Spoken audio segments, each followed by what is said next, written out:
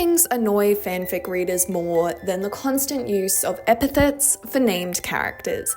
You'll see them shout on forums, "Just stop using them!" But that doesn't actually fix anything.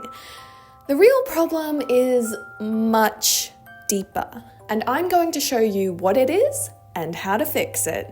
The deeply beloathed epithets are descriptive terms or phrases that are used in lieu of a character's name or pronouns. Things like the brunette, the taller man, and the motley one. Readers hate them because they're confusing. They create distance between the reader and the character, and they're often ridiculous. The greenette, the silver-orbed one, the purple unicorn. Usually the advice spouted by the fanfiction community is, don't use epithets, just use the name and pronouns. It's not that hard. But that doesn't address why writers use epithets.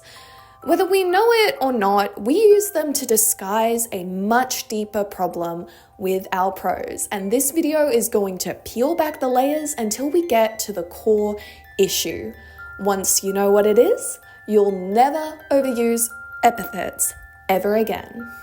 Layer 1. What happens when we get rid of epithets? If we look at this example here, let's see what happens when we follow the surface level advice and replace the epithets with pronouns. Link entered the house. He smelled pumpkin soup bubbling in the cauldron. Uncle Russell greeted him with a somber smile as he ladled Link a bowl.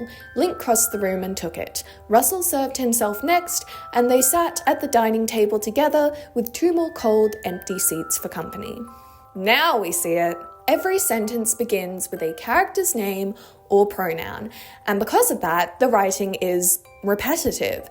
We could easily fix that by swapping in a few epithets, but as we know, fanfic readers hate epithets. But if repetitive writing is bad and epithets are bad, how do we fix our repetitive writing if we can't use epithets? The thing is, epithets don't fix repetitive writing. They only hide it. So instead of trying to hide the repetition with something even more annoying, we should instead figure out what makes our writing feel repetitive to begin with. Layer 2. Why is the writing repetitive? We know it's partially because every sentence starts with a name and pronoun, but why do they all start that way?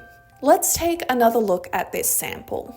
So I've observed 2 problems here. First, it uses filter words. This is when the thoughts and senses are filtered through the POV character and create a distance between the reader and the narrative. We don't need this paragraph to tell us that Link in particular smelled pumpkin soup bubbling in the cauldron, because we can already infer that from pumpkin soup bubbled in the cauldron. Notice how that sentence doesn't begin with a name or pronoun anymore? Second, every sentence follows the same structure. They always begin with a character, then an action, then the object receiving the action. Link enters the house. He smells the pumpkin soup. Russell greets him. Subject, actions, object, over and over again. Layer 3. How do we vary the sentence structure? First of all, get rid of the filter words. Second, try combining clauses into longer sentences. Third, try switching up the subject-verb order. For example, she soared to the clouds can become to the clouds she soared. When Link entered the house, the nostalgic aroma of pumpkin soup welcomed him from the cauldron. With a somber smile, Uncle Russell ladled him a bowl, and Link graciously took it. Once Russell had served himself, they sat at the dining table together, with 2 more cold, empty seats for company. See how by removing filter words, changing the sentence length, and beginning sentences with something other than a name or pronoun, I was able to make the prose more dynamic? There's still plenty of names and pronouns in the sample, but their constant use doesn't stick out as much.